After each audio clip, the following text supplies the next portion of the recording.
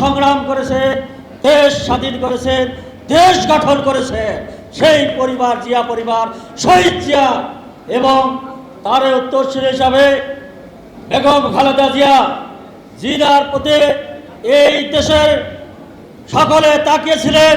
9 বছর আন্দোলন করে গণতন্ত্র দিয়েছিলেন সেই নেত্রী আমাদের দেশনেত্রী বেগম খালেদা জিয়া। আবার 91-তে দেশ গঠন করেছেন, মানুষকে আশার আলো দেখিয়েছিলেন। 17 বছর যে নেতা জিয়া পরিবারের, শহীদ জিয়ার স্বপ্ন, বেগম খালেদা জিয়ার স্বপ্নকে বাস্তবায়ন করার জন্য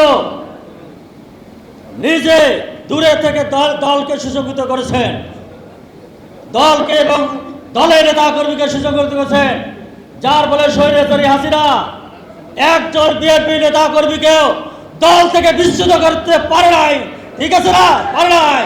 সেই নেতা কারা মুক্তিতে আজকে একটি হচ্ছে স্বৈরাচারী হাসিনা উৎখাত হয়েছে, কিন্তু বাকি আছে দেশের মানুষ তাকিয়ে আছে। নেতা আগামী দিনে আসবেন, দেশের দায়িত্ব নেবেন, দেশ পরিচালনা করবেন শহীদ জিয়ার মতো, বেগম খালেদা জিয়ার মতো।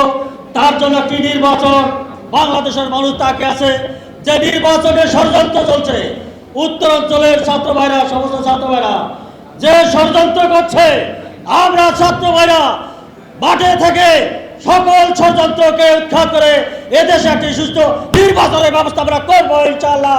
ফেব্রুয়ারিতে যে নির্বাচন, সেই নির্বাচনে আমাদের দল বিএনপি ক্ষমতাকে তারেক রহমানের দেশের প্রধানমন্ত্রী হবে এবং জিয়া রহমানের মতো, খালেদা জিয়ার মতো দেশ গঠন করবে, এই আশা প্রত্যাশা ব্যক্ত করে সকলকে ধন্যবাদ দেবে।